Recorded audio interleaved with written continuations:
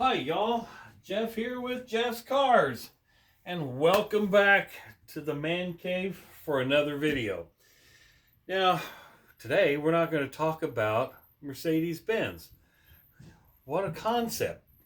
We are going to talk about used cars and things like that. But before we begin, I do want to put a shout out there to a friend of mine who just started a business.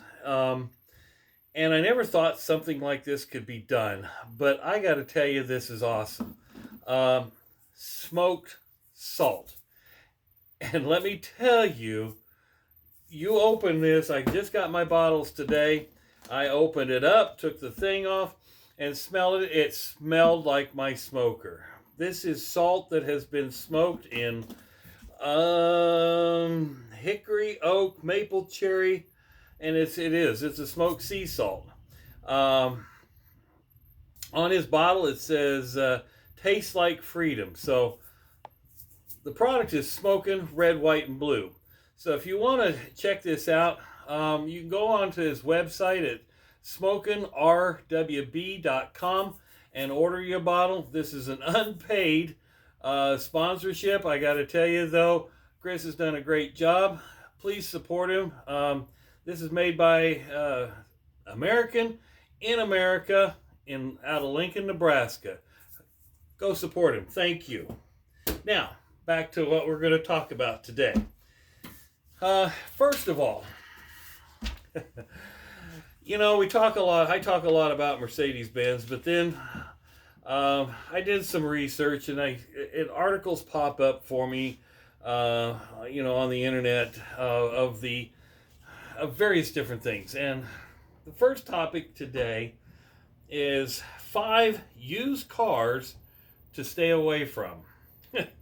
And I've actually owned one of these.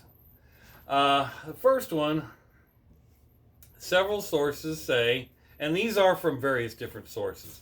The first one on my list is the 2012 to 2016 Fiat 500. Now, a lot of it is maintenance issues, cost of maintenance and things like that, but that's about all I know on that one. The next one on the list is a specifically model year 2018 Ford Escape.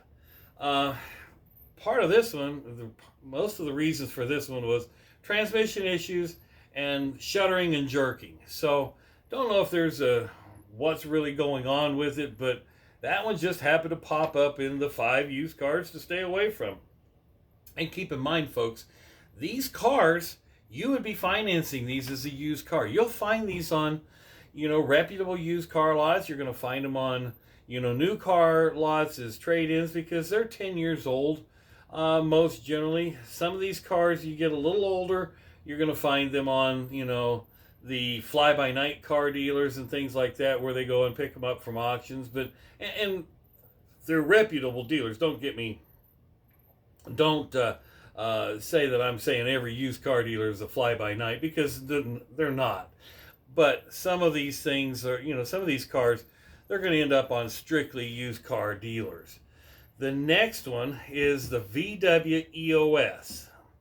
I call it, or AKA the POS. Now, I had one of these, and everything that it says that is experienced, I experienced. In fact, you could probably go find out more about this car, the one that I owned, in my other channel that I used to have at Idiot Car Guys. And and there's a reason why VW discontinued that car in 2015. The EOS was stated as to being one of the worst used convertibles to purchase. Had mechanical issues. Yeah, we had that. Window issues. We had that. Roof issues. We had that. We could just never get the car to run. We replaced parts. We had to replace the the computer, the onboard computer, and still couldn't get it to program. VW wanted, oh goodness, $600,000-$800,000 to work on that for a $3,000 car. That's a car to stay away from. The next one on the list was a 2015 Chrysler 200. Now, specific to that year, we're talking a 2015. And the reasons, wiring and engine issues. And that's all it gave. And then the last one on the 5 used cars to stay away from, BMW, no matter what model year. High maintenance and repair costs. Well, we all know, and everybody, I had comments on the website, in email and in my comments area that all European cars have high maintenance, and that is true. But you look at it anymore in the luxury car market, the maintenance costs on most used cars or used luxury cars are all going to be about the same. So, and you refer back to a couple of videos ago. Today it's maintenance cost. The maintenance costs are what they are. An oil change is going to cost you well over $100 on any luxury vehicle. It's going to cost you almost $100 on any mid-priced or low-priced car. So that's just the world we live in today. Now, the next part of the topic, this one is 13 cars you may regret buying. And a lot of this came from J.D. Power, U.S. News, and Consumer Reports. And I'm going to start with the worst to better. Now, a lot of these cars, they're 5 years old. Most of them on this list are in the 5 to 7 year old range. So they're going to be at dealerships like Carvana and, the internet and that kind of thing. CarMax, all these companies that deal directly in later model used cars, that's where they're going to be. Number one, and this is going from worst to better, the 2020 Dodge Journey. And the reasons you may regret buying it is it's underpowered and has bad handling. I've never driven a Journey, so I don't know. But I've heard people talk about that, and yeah, they are underpowered. I mean, it's a heavier vehicle with a small engine. It just doesn't get up and go. The next one, same category, the Dodge Grand Caravan. Slow acceleration is the main complaint on that. Again, it's underpowered. The next one after that, and again, this one ends up kind of on the list, but it's a newer one, the Fiat 500X. And part of the reason on this one is that consumers are, you may regret buying it. This one is too firm of a ride, lack of space. Well, it's a small car, so if that's what you're into, then by all means buy it. But it is a firm ride. It is a sporty car, so or it is a sporty car, so it's going to have a firm ride, but it's a tiny little car, so it's going to have the lack of space. The next one really surprised me because it's a Toyota, is the CHR. And what they're saying is noisy, weak, and slow and to poor acceleration. So it's an underpowered one. And then when you do get up there, I read it's really noisy. You can barely even hear yourself talk to the person next to you while you're driving on the highway at 70 miles an hour. The next one on the list, 2016 to 2023, Alfa Romeo Giulia Quattrofoglia. I think it's a stylish looking car personally, but poor reliability and plagued with electrical issues. So, while there's warranty at the beginning, if it's not completely solved while under warranty, once you're past warranty, you the consumer, or we the consumer, we're stuck with that. The next one on the list, you might might regret buying. 2014 to 2023 Maserati Ghibli. Huge depreciation. And by looking at that and doing a little more digging, yeah, they're huge. 50% in 4 years. That's ridiculous. You lose 50% of the value. You really got to like the car if you want to buy a Maserati. High maintenance and cost of ownership, and they say it's through the roof. Okay, yeah, I can see that. Maserati has, even back in the 70s and 80s, they weren't the best cars on the market, but they were stylish, and they still are. So, this is one of those that if you want to, keep your wallet open, buy your Maserati.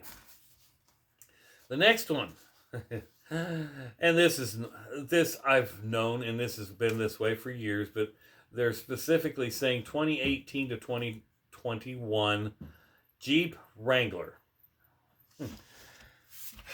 So, I live here in the Midwest. Excuse me, and Jeeps are really popular. And of course, people like to lift them. They like to go mudding, and those that live in the mountain states, Colorado, Idaho, Utah, they put lift kits on them so they can go rock climbing. Well, when you do that kind of stuff to the Jeep, you're improving it, and consequently, it's much, much better. However, if you keep it stock, you don't want to use it as a daily driver. It has the typical Jeep death wobble, which is, in my opinion, they've never fixed it since the J series back in the 70s, 80s. Now it's got electrical issues and other reliability issues. So that's again coming from Jeep Stellantis. Okay, 2018 to 2021 quality issues. The next, specifically a 2023 Volvo XC40. It was stated that it is one of the brand's worst cars. First years of warranty issues, back at dealer, constant. Constantly. They're constantly at the dealer for warranty issues. So that's kind of odd. You buy a car, especially if you're financing the car, and the first 3 years of its life, you're at the dealership 10 or 15% of the time, or 20% of the time. You don't get to use your car much because it's being plagued with warranty issues. And then, if they don't get it fixed, then after your warranty's up, then it's on you. The next, and it's estimated that the first 10 years of ownership will cost over $14,000 in addition to the car. Now, this is a 2023, so most of them are going to still be into warranty, but they are saying, and I think this was done by J.D. Power and Associates, that it will cost over $14,000 in addition to the car. So right now, that's not a cheap car to own, and it's not a high-end car either. Next one on the list, and this one surprises me, is the 2020 Nissan Frontier. Now, while it's not all bad, it's not very comfortable, it is noisy, and the hauling and towing are better in the later models. When you get to 2022, they're underpowered in the 2020s, so you can't really pull a small camper or a small boat with them. They just don't have the towing and hauling capacity. So if you want a Nissan Frontier, they're saying 2022 or later. The next on the list is a Mitsubishi Eclipse Cross. Mitsubishi Eclipse Cross. It's kind of a crossover SUV under the Eclipse badge. Kind of a weird car, but I saw pictures of it and I'm thinking, okay. But what they're saying on that, and this is a 2019 Mitsubishi Eclipse Cross, is it's noisy, underpowered, and stressful to drive.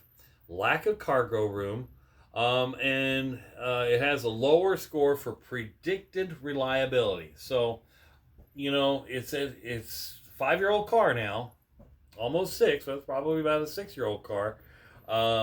It should be known pretty soon if it's a really reliable car. But the reliability piece of it, they actually, I think, go over 7 to 10 years. So that one's Mitsubishi's always been a pretty good quality car. So that one's kind of odd. The next one, 2020 Ford EcoSport. Well, that doesn't surprise me. It's not an exciting car. Lots of low power, and they're saying, of course, there's no fluff. There's so much plastics in the car. It's a gray colored dash or beige colored dash, depending on the color combination. But it is just not an exciting car to drive. The next one on the list, 2020 Toyota Sequoia. Toyota. 2 Toyotas in this list. Interesting. And these are cars that the average American buys. V8 engine, terrible on fuel economy.